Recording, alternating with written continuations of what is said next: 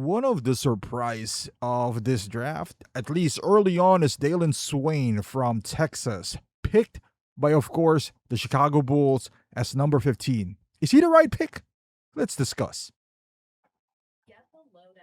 Get the lowdown on one of the most iconic basketball teams in the world. You're listening to Chicago Bulls Nation. What is going on, Bulls Nation? So this pick was not on my radar. Dailyn Swain, at least on every mock draft, is somewhere around mid-20s, maybe early 20s. So I was a bit surprised when the Bulls picked him as number 15. There was a lot of, speculations that maybe we're going to get Yaxel or Steinbach. They're both out when it comes to number 15. But there were certain players that I thought was going to be picked before Dailyn Swain. One of which is Carr. We always thought, with his measurables that he was out there.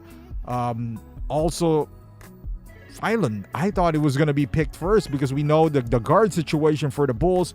Well, sometimes we are forgetting that we do have a guard in here. I know this is a new regime and it might be, you don't know who's going to stay or who's going to go, but we still have a pretty good point guard in the roster. Actually, we have two. We have one more that's pretty young that we just got in Rob Dillingham. So, maybe they're taking that into consideration as well, that Dillingham and Giddey are both a point guard here. They're both pretty young, including Giddey himself is young. I know he has a lot of experience, but Giddey is young, he's long, he's lengthy, so they might be like, hey, you know what, let's go grab a wing. And as far as wing, Dailyn Swain kind of fits the mold that Bryson Graham does have, like a vision of his with his slap. He's pretty tall at 6'7", 6'8". He's a good wing. His shot is kind of funny though. It's coming from the side. The release is pretty slow, so he's not a shooter, but he could be a good two-way player. Can he develop his shot? For sure. But it looks like he does have the physicality. He does have that body that might be ready for the NBA. Again, he does have the length. He's a relentless scorer inside, so maybe that's what attracted Bryson Graham as far as this pick is concerned. So I'm not mad at that whatsoever. You know what? When you're picking at 15, it's a crapshoot anyway. However, there's talents to be had at 15. Even now, right now at the time of this video, I think we're at number 21, and there's still Carr is still available out there. With that being said, if he was set on liking Swain and knowing that he is not really poised to be in this number, he could have drafted to go lower, perhaps, to go low and get a few assets in between. So I was surprised Bryson Graham didn't do that. Maybe he was just he was his eyes set on Swain. I'll be like, hey, you know what? It'll be a risk, so I don't want to take that risk and take him at 15, whatever the case may be. But I'm not mad at the pick. I trust Bryson Graham. He does have some history of getting some gems at a later pick. This was considered later, even though this came out of nowhere. But at the same time, it's Bryson Graham. So if it was AK, I'll be like, come on, man, what are you doing here?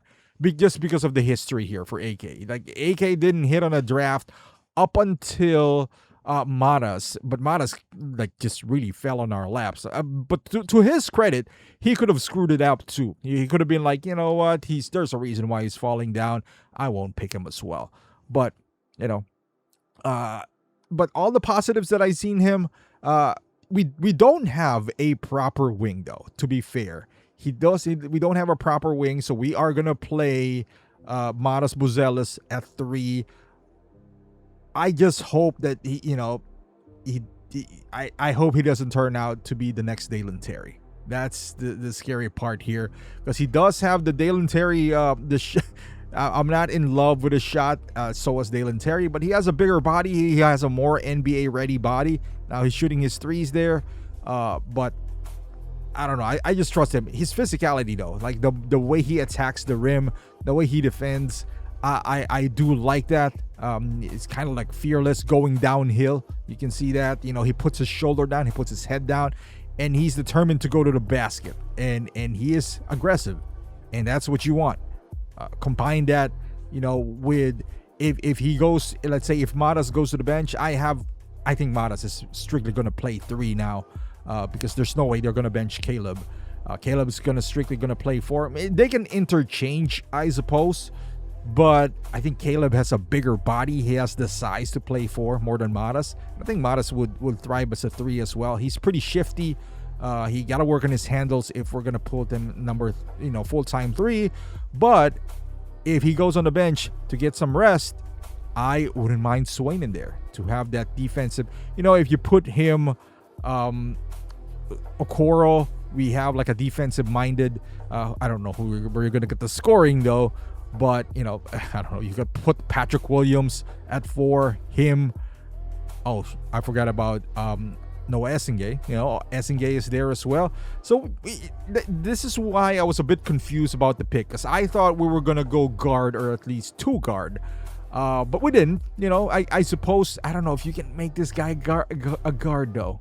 I don't know if he has enough shooting or floor spacing capability to do that. That's why I thought we were gonna go guard or somewhat big, because as far as forwards, maybe not wing. We have enough, because we still have Noah Essengay. I totally forgot about him. But yeah, he's a wing, and we might use him. So we'll see. I'm not completely dismissing this pick. I've heard some podcast like Will Gottlieb and some other podcasters saying good things to say about him. And I'm not questioning the pick. Maybe I am questioning the position or the timing of the pick. Because if you already know that you're going to get him, obviously he's in your board, why not trade down? Again, most of the mocks that I've seen is he is in the mid-20s. So this is perhaps something that you could have offered another team, maybe 2 picks down the line to move up 4 or 5 spots. I don't know, get a few seconds in the process and then use those seconds to have your seconds go up. I don't know, but let me know in the comments. How do you feel about this pick? How do you feel? What do you know about Swain at all? Are you happy with this pick? With the position of the pick? Let me know in the comments. Did Graham cook? I would love to hear your thoughts. Thank you for watching. Subscribe to the channel, and I'll see you in the next one.